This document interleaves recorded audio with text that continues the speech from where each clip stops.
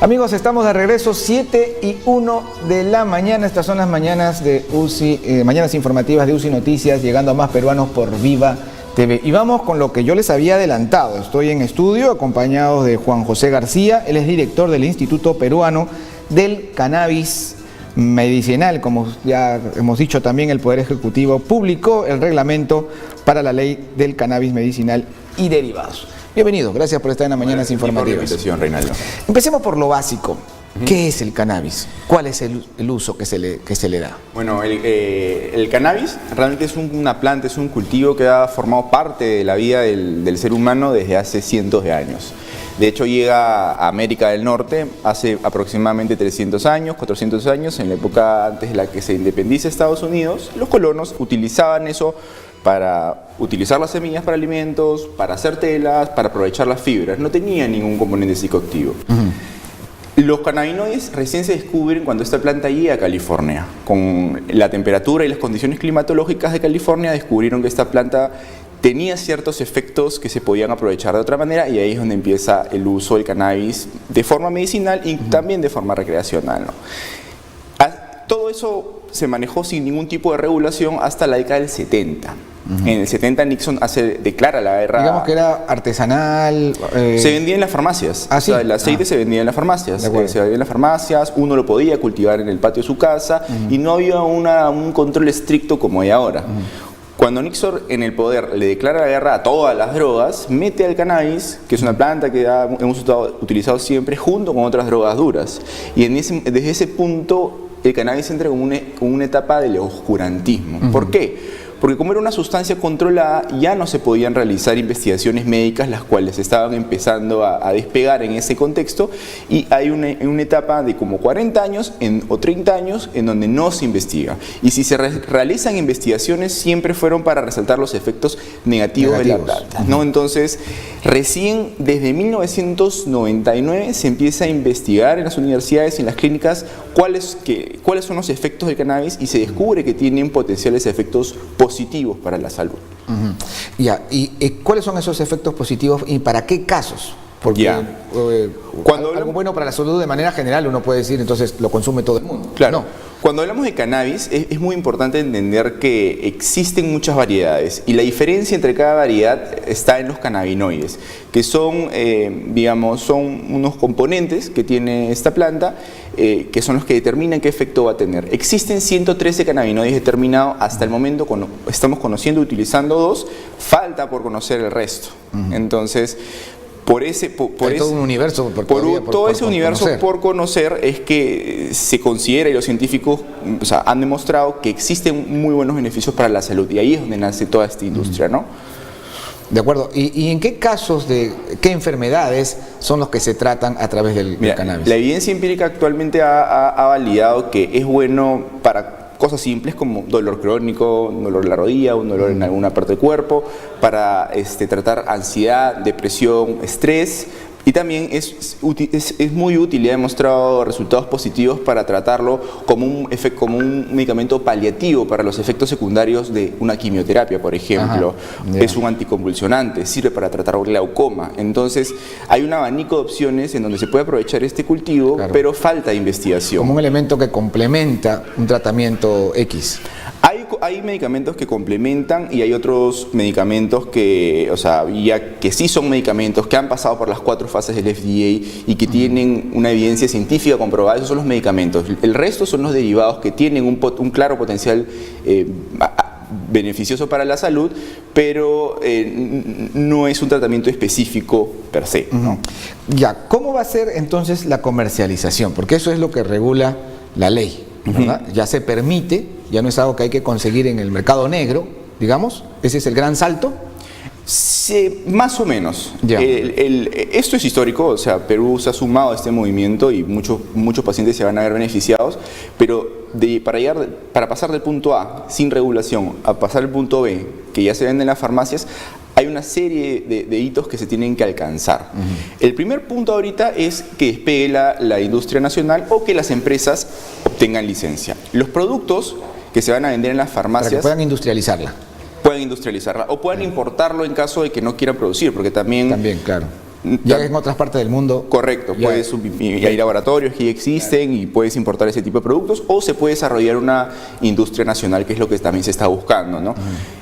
En esta etapa, las empresas, los laboratorios, droguerías y farmacias van a tener que buscar obtener sus licencias de producción, de importación y de comercialización. Luego se va a tener que cultivar, después del cultivo se va a tener que procesar y finalmente van a poder llegar esos productos de producción nacional a las farmacias. En paralelo, si alguna droguería, alguna farmacia obtiene las licencias antes, probablemente los medicamentos estén disponibles un poco antes o mucho antes, ¿no? Eso ya va a depender de la celeridad del caso, ¿no? Pero a ojo buen cubero yo creo que podríamos estar hablando en un rango de no menos de 4 meses para que se vea la primera venta formal de algún derivado del cannabis. Bueno, este es un paso definitivamente. Es un paso positivo, importante, ¿no? Y 4 meses no es un tiempo largo tampoco. Ahora, además va a impulsar cierto sector de la industria, ¿no? Sí, hasta cierto punto, porque es un aspecto no tan positivo del reglamento, es que han puesto varios candados que no se ven en regulaciones de otro país, que pueden quitarle dinamismo y pueden mitigar o no se podrían aprovechar todos los beneficios económicos. Por ejemplo, el tema de la producción, que es algo que resalta mucho a la vista para el que entiende, para el que ha estudiado otro tipo de regulaciones. Somos el único país en donde se les exige para aquellas empresas que pretendan participar de la producción, es decir, del cultivo de cannabis, ser previamente un laboratorio debidamente certificado. Es decir, tú para que puedas meter por mesa de partes todos tus trámites para obtener tu licencia de producción, primero tienes que haberte certificado como laboratorio. Entonces, ¿qué pasa? Esto está muy bien para los laboratorios, pero aquello deja fuera a aquellas personas o aquellas empresas que podrían entrar a un agricultor que está cultivando y tiene extensas tierras y está cultivando un cultivo que de repente no es tan rentable como el cannabis, no va a poder participar, y si quiere participar va a tener que ser primero un laboratorio o va a tener que arreglárselas con un laboratorio y su poder de negociación no va a ser el mayor. Entonces has dejado fuera a un montón de actores que pueden estar interesados, pueden beneficiarse, puede generar competencia, lo que termina beneficiando a los consumidores, pero ese no es el caso. En otros países, en Latinoamérica, no pasa. Cualquier empresa puede acceder a las licencias de esa manera. En Estados Unidos son 33 estados que cuentan con regulaciones diferentes de cannabis medicinal, y en los 33 estados no se exige eso. ¿Por qué? Porque cuando tú tramitas tus licencias, ya los documentos que tú tienes que presentar son bastante detallados. Entonces, eso le puede quitar dinamismo, ¿no? Otro tema que también es importante, que no se ha considerado dentro de este reglamento y es una lástima, es el tema del autocultivo, ¿no? De acuerdo.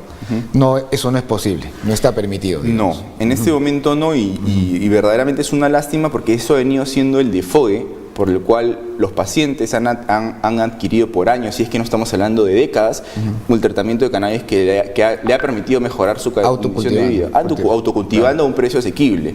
O sea, eso ha venido pasando y probablemente siga pasando en la informalidad. Por eso digo que es una lástima que no se incluya, no se haya tocado en este momento.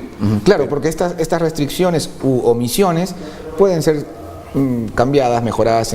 Pueden ser mejoradas, pero para que el autocultivo sea una realidad, sí es importante realizar ciertas modificaciones a todo el marco regulatorio actual. Y ya, supongámonos en el momento en el que ya está a la venta en cualquier farmacia. ¿Cómo es que el usuario, el paciente, va a tener acceso a él? Esto va a demandar una receta médica, una disposición del profesional de la salud. Cualquier persona puede ir y adquirir. Si es así, ¿cuánto? Ya, vamos por etapas. El primer paso para llegar a adquirir un producto, un derivado de cannabis, es registrarse como un paciente. Hay un registro único de pacientes usuarios de cannabis que va a estar habilitado en la portal de Digimit. Va a ser un trámite online, o sea, es muy fácil el registro. Pero que seguramente habrá que acreditar con algún informe médico. De hecho, esta es una mejora que se hizo respecto a la versión del reglamento anterior del borrador, porque antes se pedía una documentación extensa, ahora es más simple, un trámite por internet. Hay documentos que tienes que presentar, pero es algo mínimo. Con este registro tú vas a tu médico te receta, o sea, los médicos que pueden recetar esto es medicina general, o sea, no hay mayores problemas por ahí. El ministerio ya está capacitando médicos, lo cual es bastante positivo, y el médico lo que va a tener que hacer es primero determinar tu condición y va a determinar tu tratamiento, y ahí viene una diferencia en el tipo de recetas que te va a dar. Para esto vamos un paréntesis. Este reglamento incorpora una mejora muy buena, que es la diferenciación entre cannabis psicoactivo que es cuando tiene una concentración mayor de THC. En cristiano es aquel cannabis, aquella sustancia que tú te tomas y tiene ciertos efectos psicoactivos, de estar high. El cannabis no psicoactivo son predominantemente en CBD y no tienes estos efectos. Para utilizar o para recetar o para acceder a derivados y medicamentos y tratamientos de cannabis psicoactivo, el médico sí tiene que darte una receta especial que tiene una vigencia de 30 días y en donde se detalla hasta el número de su colegiatura. Y eso lo llevas a la farmacia y la farmacia se queda con la receta. Si es cannabis no psicoactivo, es con una receta normal como cualquier otro medicamento. Claro. El acceso va a ser más fácil. Entonces hay una diferencia y eso es algo positivo. Claro.